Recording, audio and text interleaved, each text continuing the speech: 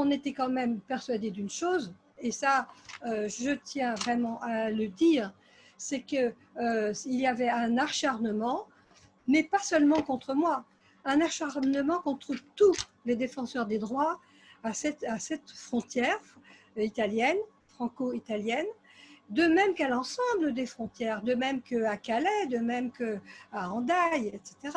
Donc,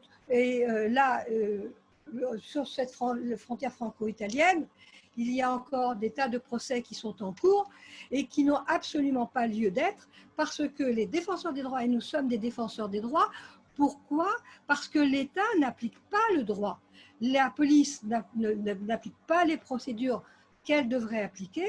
Et en fait, nous remplaçons, nous voulons pallier ça pour donner accès au droit suivant le droit international, le droit de la Convention internationale des droits de l'enfant, le droit de la Convention de Genève et aussi le droit de l'ONU qui dit que d'une convention de 1998 qui a été renouvelée en 2018 à Paris, qui dit que les États doivent protéger les personnes qui aident les demandeurs d'asile.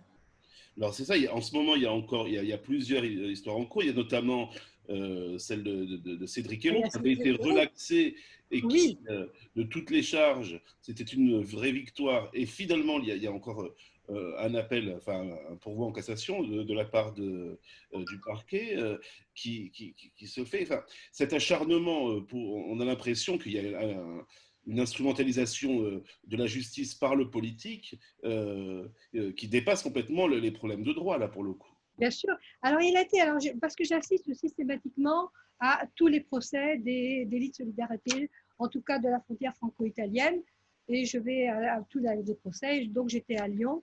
Et effectivement, ce que la Cour d'appel de Lyon a bien démontré, c'est que Cédric Héroux l'a résumé par une petite phrase, mais qui dit bien ce qu'elle veut dire, c'est que s'il a quelquefois brûlé un feu rouge, c'était pour le passer l'ambulance. Quel acharnement! Et donc, pour tous les autres, c'est pareil. À la Cour d'Aix-en-Provence, on peut voir que même des personnes qui ont été relaxées comme moi en première instance, et il y en a plusieurs, il y a notamment Loïc Ledal qui avait été relaxé. Et puis, il y avait eu, enfin, je ne me souviens pas là tout de suite, enfin, il y a eu plusieurs personnes relaxées comme moi qui ont écopé, Pierre-Alain Mennoni, qui ont écopé ou qui a vu aggraver leur peine.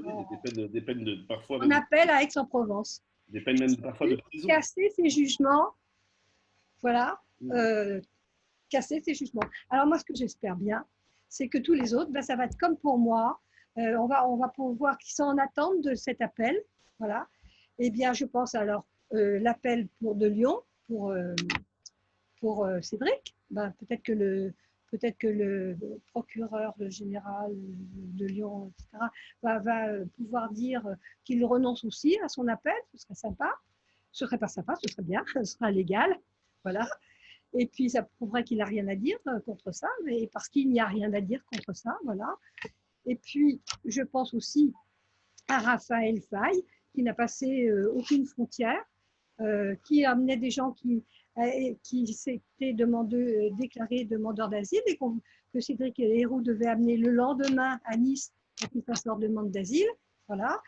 Je pense à toutes ces personnes qui sont en attente de leur procès et contre lesquelles on s'acharne.